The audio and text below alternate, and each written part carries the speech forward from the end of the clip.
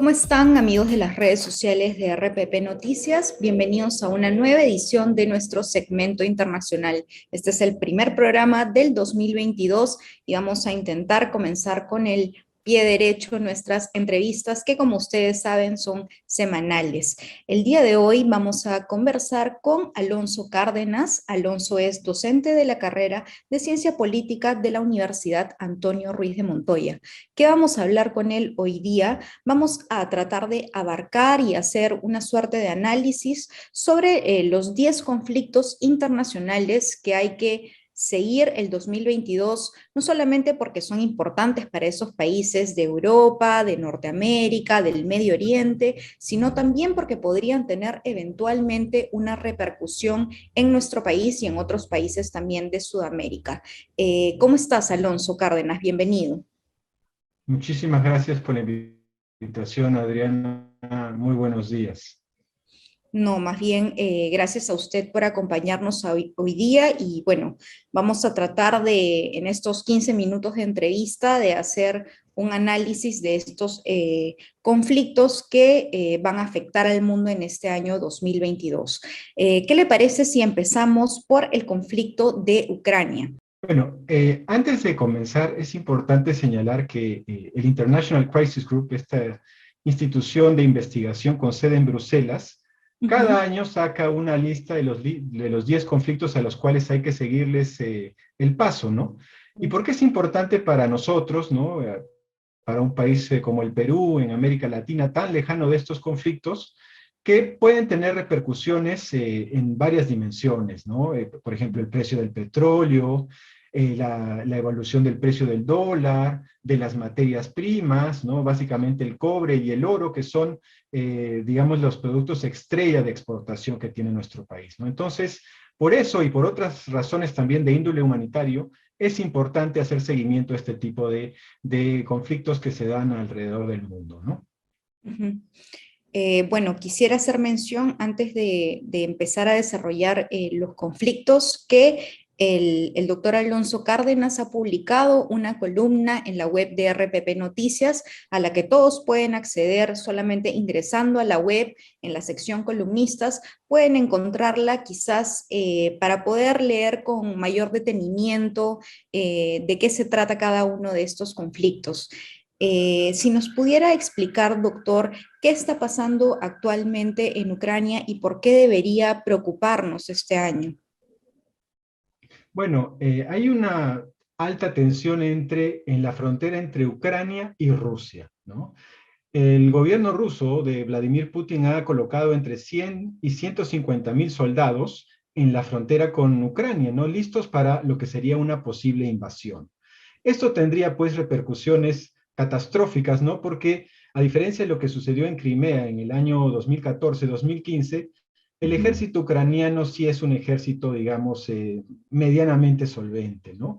Pero más allá de eso, una invasión de Rusia a Ucrania generaría pues una onda expansiva que llegaría a Europa, porque Ucrania tiene frontera con un país de la Unión Europea, en este caso Polonia, y también arrastraría a otras potencias nucleares en el caso de Estados Unidos, ¿no? Entonces, ¿cuál sería un efecto directo de esta invasión, posible invasión de Rusia a Ucrania? La tensión está al límite, es pues una ola de refugiados masiva que habría de Ucrania hacia la Unión Europea, ¿no?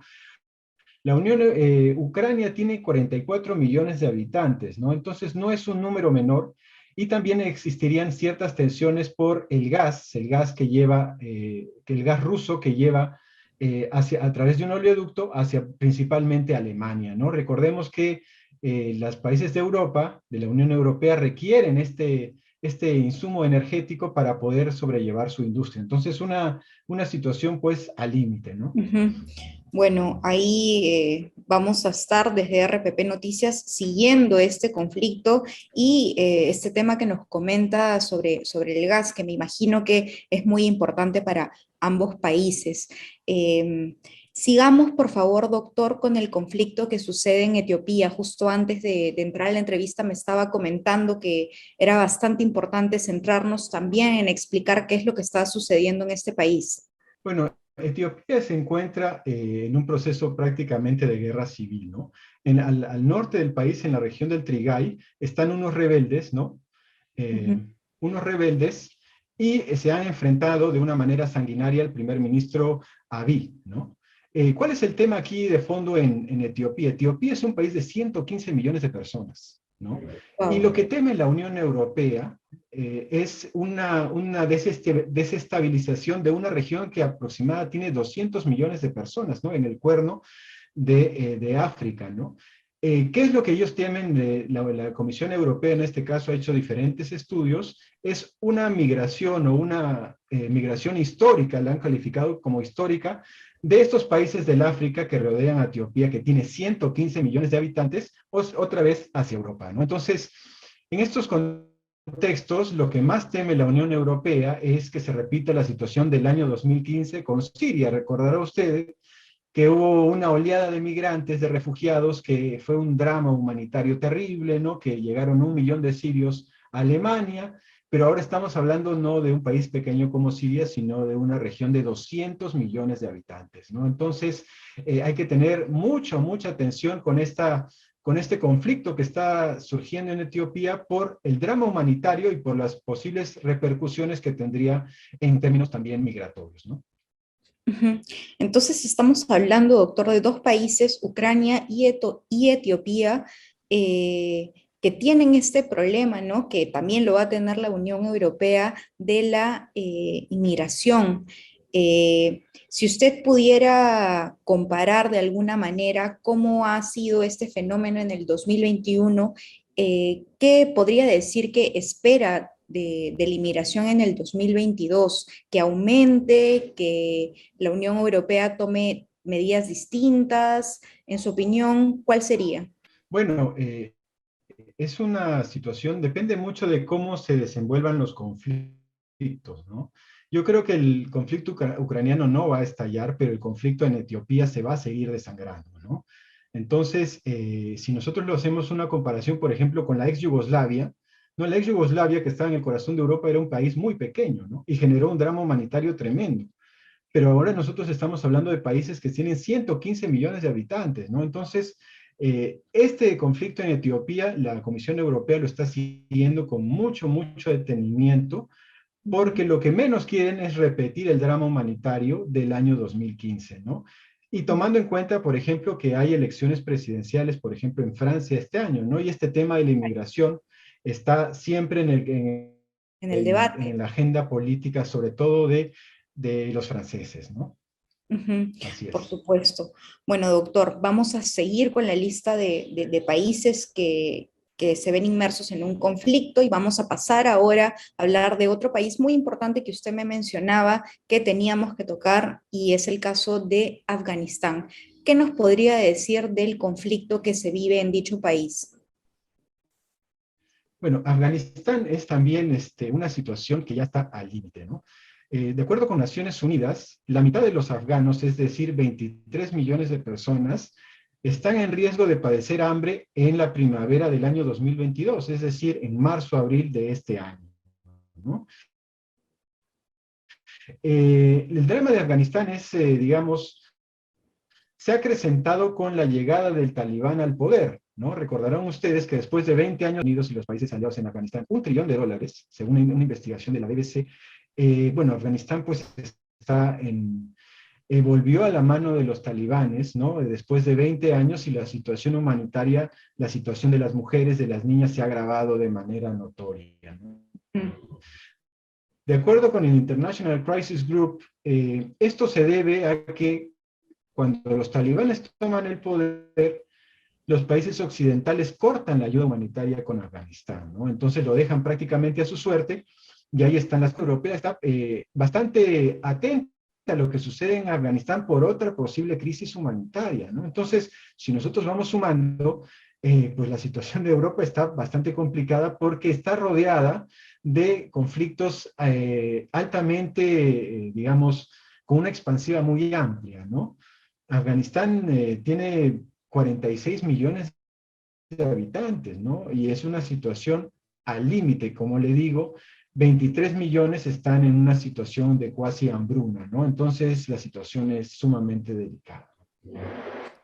Sí, como usted mencionaba, doctor, es terrible también la situación de muchas niñas y mujeres, porque si bien los talibanes en un inicio dijeron que eh, pues no se les iba a reprimir, iban a poder continuar yendo a las escuelas, parece que esto se quedó más que todo en el discurso, porque en la práctica me parece que, según lo que he leído, muchas niñas no están pudiendo acudir a la escuela. Bueno, efectivamente, ¿no? ¿No? Los talibanes tuvieron un poco de relaciones públicas al principio de su gobierno por el tema de las mujeres, pero el tema ha perdido importancia y relevancia en la agenda pública internacional, ¿no? Al principio hubo algunas manifestaciones en Europa y en Estados Unidos a favor de las mujeres en Afganistán, pero después se diluyó, ¿no?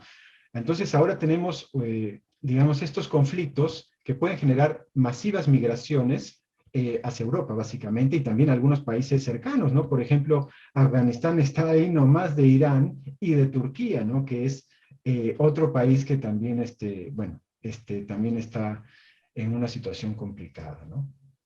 Ujú. Bueno, doctor, ya que ha mencionado a Irán, pasemos por favor al conflicto que tiene este país con los Estados Unidos. Por favor, si pudiera brevemente detallar qué es lo que está pasando. Bueno, básicamente ahí todo gira alrededor del acuerdo para que Irán pueda no desarrollar un arma nuclear, ¿no? Recordaremos que con el gobierno de Obama hubo un acuerdo entre Irán, los países europeos y Estados Unidos para que no se pudiera desarrollar un arma nuclear en Irán, ¿no? Este acuerdo está realmente en cuidados intensivos y si Estados Unidos y sobre todo Israel eh, ven que Irán tiene la posibilidad de desarrollar un arma nuclear, bueno, se han manifestado públicamente que eso no lo van a permitir bajo ningún punto de vista, e Israel y probablemente también Estados Unidos tratarían de destruir las instalaciones nucleares iraníes, ¿no? Ahí sí ahí sería pues también una situación terrible, ¿no? Yo leí algunas declaraciones de algunos analistas internacionales y atacar Irán sería pues como, y cito textualmente, abrir las puertas del infierno, ¿no? El precio del petróleo se iría por las nubes, ¿no? Lo cual tendría una repercusión directa, por ejemplo, en el Perú, ¿no? Por los precios del petróleo. Y también, bueno, sería un drama humanitario, ¿no? Porque si a usted mire Irán, Estados Unidos, Afganistán, ¿no? Entonces, la situación es bastante complicada, ¿no? Los europeos también están viendo con suma preocupación este tema de Irán, porque una vez más temen un desastre humanitario que lleve a la gente a las fronteras de la Unión Europea, ¿no? Entonces, la cosa pinta pues complicada, ¿no? Para estos países y también para Europa, que se ve rodeada de una serie de conflictos de gran envergadura, ¿no? Ujú. Y ahora, doctor, esto que mencionaba me parece muy importante sobre el precio del petróleo. A veces se presenta la subida de los precios del gas o el petróleo y no sabemos muy bien por qué está sucediendo. Pues este conflicto entre Irán y Estados Unidos podría explicar que durante el 2022 exista un incremento en los precios del petróleo, ¿verdad?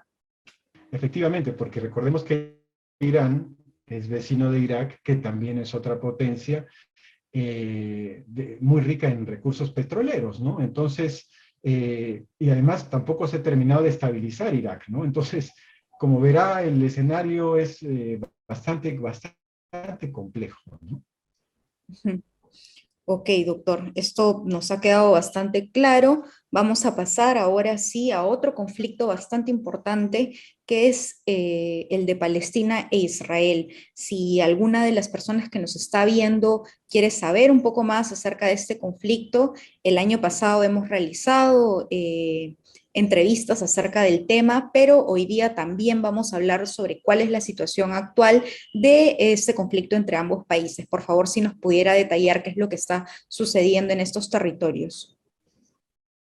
Bueno, básicamente lo que señala el International Crisis Group es que en la última década, el año pasado, ha sido el año de mayor enfrentamiento en la Franja de Gaza, en Cisjordania, Ujú. el Estado palestino y el Estado israelí, ¿no? Lo que básicamente señala es que la situación actualmente es ya insostenible, ¿no? Y se tienen que retomar algunos acuerdos de paz que nunca se llegaron a materializar, nunca se llegaron a cumplir, pero el conflicto en Israel y Palestina se sigue, digamos, ha pasado ya o sea, estamos como 50, 60 años en este conflicto y no lo podemos resolver, ¿no? Entonces, creo yo que viendo la enorme inestabilidad que hay en Oriente Medio, creo yo que sería una muy buena señal, ¿no? En este mundo tan complejo y convulsionado que tenemos, que se encauce de una vez por todas el proceso de paz entre Israel y Palestina, ¿no? Este, doctor, es un conflicto que data de muchísimos años atrás, entonces que se pudieran llegar a acuerdos de paz eventualmente sería una gran noticia para el Medio Oriente, ¿verdad? Por supuesto, ¿no? Por supuesto, porque además, mire usted cómo está el vecindario, ¿no? El vecindario está, y sobre todo después del coronavirus, de la pandemia, donde se han exacerbado las diferencias sociales, cada vez está más inestable, ¿no?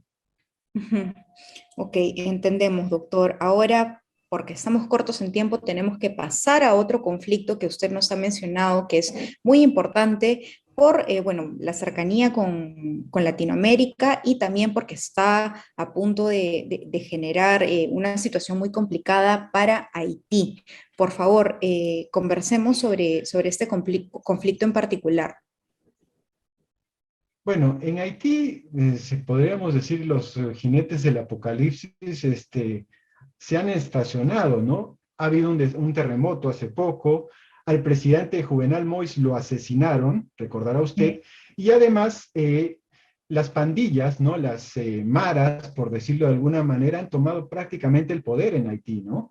Entonces, este país que comparte la isla con República Dominicana, no hay que olvidar eso, ha Ujú. entrado en un proceso pues de implosión, ¿no? Se está convirtiendo en un estado fallido y eso tiene serias repercusiones para el resto de América Latina y el Caribe, ¿no? Recordemos que hace poco salieron unas imágenes dramáticas de miles de haitianos en la frontera de México con Estados Unidos siendo perseguidos por la patrulla fronteriza, ¿no? También hay un proceso de migración masiva de Haití hacia Chile y también hacia Brasil, y ahora de Chile están migrando hacia México para tratar de alcanzar el sueño de llegar a los Estados Unidos, ¿no? Entonces, ¿qué hacer con Haití, no? Había hace tiempo la MONUSCO, ¿no? Que era una agencia de Naciones Unidas, estuvo 10 años en Haití tratando de estabilizarlo, pero no ha habido ningún tipo de resultados, ¿no? La situación de Haití es dramática, el coronavirus ha golpeado muy fuerte, los desastres naturales, las pandillas,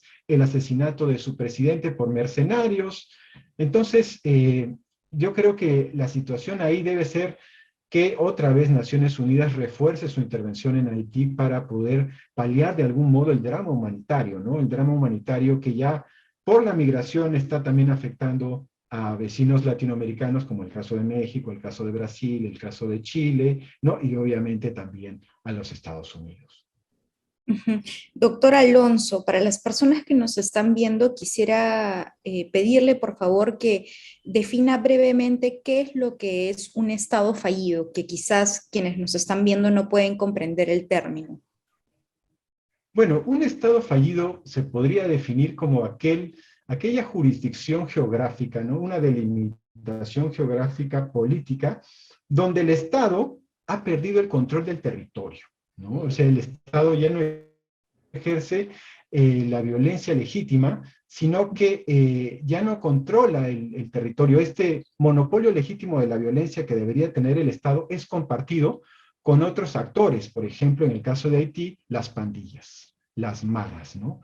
Y además no tiene la capacidad de dar servicios básicos mínimos, saneamiento, educación, salud, vivienda, transporte, acceso a la justicia, ¿no? Si nosotros combinamos estos dos factores, que has perdido el control, el monopolio legítimo de la violencia y además no tienes la capacidad de brindar servicios públicos de calidad, yo creo que en esos dos elementos podríamos estar hablando de un Estado fallido, ¿no? ¿El Perú es un Estado fallido? No, todavía. Es un Estado sumamente débil, pero que se encamina, ¿no?, a cada vez más hacia ser un Estado, creo yo, un Estado fallido, ¿no?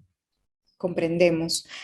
Bueno, nos quedan dos conflictos que tenemos que tocar antes de cerrar el programa. Primero vamos a ir con el conflicto en Myanmar y luego con las milicias en África, por favor, doctor. Bueno, el conflicto en Myanmar en febrero, si no me falla la memoria, de este año hubo un golpe de Estado que fue reprimido de una manera violenta y brutal por la junta militar, ¿no? Esto ha devenido en prácticamente una guerra civil de baja intensidad en Myanmar con un costo humano altísimo, ¿no? Altísimo. Y el peligro es que en el Indo-Pacífico, ¿no?, haya ahora sí un Estado fallido, ¿no?, que sería Myanmar, donde el Estado ha perdido el control del territorio, no ejerce la legítima violencia y además es incapaz de brindar servicios básicos a su población, ¿no? Y finalmente, este conflicto de las milicias de África hay que seguirle con mucha atención, ¿eh? Eh, digamos, ha habido muchas revueltas de los yihadistas, de movimientos yihadistas en diversos países de África, básicamente Burkina Faso y Mali. Ahí el gobierno francés está apoyando al Estado de Mali y al de Burkina Faso contra estas milicias yihadistas, ¿no? Pero estos gobiernos, estos estados son sumamente débiles, ¿no? Burkina Faso, Mali, la República Democrática del Congo, etcétera. Eh, y corren el riesgo de implosionar ante estos movimientos yihadistas que, digamos, en un contexto de pobreza extrema, ¿no?, de pocas esperanzas de salir adelante, de un futuro mejor, es el caldo de cultivo perfecto para el yihadismo, ¿no? Obviamente. Entonces, existe la posibilidad de que estos movimientos yihadistas tomen cada vez más fuerza y sin el apoyo de potencias europeas como Francia, estos gobiernos estados africanos pueden implosionar, ¿no? Entonces, imagínense usted, tenemos estos movimientos yihadistas, también tenemos el caso de Etiopía, por ahí nomás está Afganistán, el caso de Irán, ¿no? Entonces, es una situación compleja, ¿no? Compleja por diferentes puntos de vista, ¿no? Ujú. Sí, claro, doctor. Bueno, nos ha quedado bastante claro y sobre todo quisiera mencionar que, bueno, estos conflictos, si bien se desarrollan en distintos países, al final terminan teniendo repercusiones entre sí, ¿no? Lo que nos comentaba, la situación con Europa, el caso de Haití y la migración hacia otros países. Entonces, me parece que ha sido muy útil conversar con usted y que debemos este 2022 tener un ojo bien abierto ahí a los conflictos que están sucediendo y a cómo se van desarrollando. Quisiera recordarles a las personas que nos están viendo que el doctor Alonso Cárdenas ha publicado una columna en RPP Noticias donde si alguna información quizás no les quedó clara, pueden ir a la columna para poder leer estos temas a profundidad. Le agradecemos desde RPP Noticias que nos haya podido acompañar hoy día. Ha sido bastante claro con sus explicaciones, doctor. Muchísimas gracias. Muchísimas gracias a ti, Adriana, por la invitación. Sí, bueno, esperamos contar en el futuro quizás alguna otra vez con su participación y con las personas que nos están viendo. Ha sido un placer acompañarlos. Ya nos veremos en un próximo segmento internacional.